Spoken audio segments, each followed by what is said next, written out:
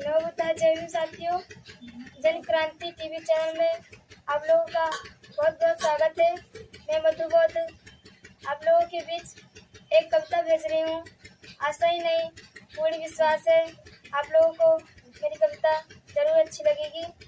तो कविता क्या है? जो पाखंडों को मान रहे वे अब तक ना शुद्ध हुए।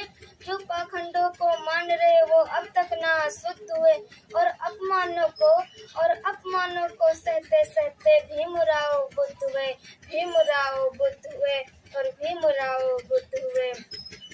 तू है अछूत और नीच भी तू है। तू है अछूत और तू ही नीच भी तू है। ये दुनिया कहती रही जिन्हें पत्थर से भरी पीड़ा थी जो जन्म से मिलती रही उन्हें। जब ताने सुनकर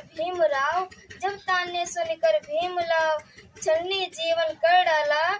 जब ताने सुनकर भीमराव छन्नी जीवन कर डाला, तब पुस्तक को स्पर्श किया और मन को पावन कर डाला। अमेरिका की धरती पर जो ज्ञान का सूर्य जगाया था, लंदन में इतिहास रचाकर और न्याय का धर्म जगाया था। जब बड़ोदरा की धरती पर की गलियों में लोगों ने घर तक दिया नहीं, तब समता की अधिकारों की सौगंध भीम ने खाया था।